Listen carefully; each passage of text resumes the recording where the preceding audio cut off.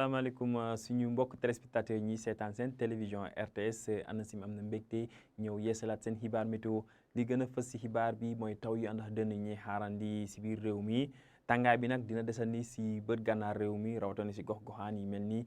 Podor lu des si dëkk bi moom taw yi ñuy xaarandi dina wàññi tàngaay bi bu baax a baax a baax nañ xool si ñu naatal satellite bi ni muy càmbaree niir yi si Afrique sowu jant nañ gis ni suba nañ am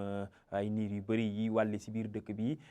niir yooyu tamit fu ñu koy gën a ràññee mooy si sow réew mi foofu ñu fay xaarandi ay taw yi àndax dënn loolu may jox si wàllum prévision tey si guddi dem suba si suba ay taw yu àndax dënn ñi xaarandi si bët saalum réew mi si digg réew mi ak si penku réew mi taw yooyu nag mun nañ wàlli si guddi si dem laal gox-goxaan yi nekk si sow réew mi diggante Mbour Dakar ba Thiès wàllum température tàngaay guddi bi la ñuy gën a nemmeeku tàngaay guddi bi fu ñu koy nemmeeku mooy si gox-goxaan yi nekk si wetu tefes bi nañ gis ni diggante Dakar Thiès Louga ba Saint-Louis ñu ngi fay xaarandi ñaar fukki degré ak juróom tamit ñu ngi koy xaarandi si gox-goxaan yi mel ni Kaolack ñaar fukki degré ak juróom si Diourbel ak Matam température bi nag fu mu gën a wàccee mooy gox-goxaan yi mel ni Mbour foofu ñu ngi fay xaarandi ñaar fukki degré si guddi si dem suba si suba nag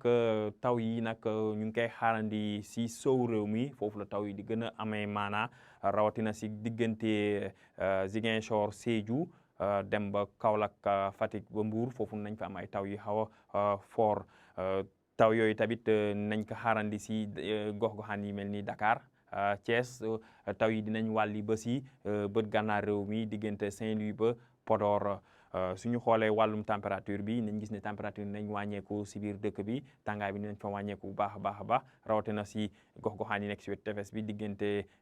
Dakar Thiès ba Saint-Louis foofu ñu fay xaarandi fanweer degré ak benn si biir réew mi nag température nañ dem fanweer degré ak ñaar si bët saalum réew mi dem ba fanweer degré ak juróom si gox-goxaan yi mel ni Diourbel tàngaay mi nag fu ñu koy gën a ràññee mooy si bët gànnaar réew mi foofu si gox-goxaan yi mel ni Podor foofu ñu ngi fay xaarandi fanweer degré ak juróom ñeent kon mbokk yi si tënk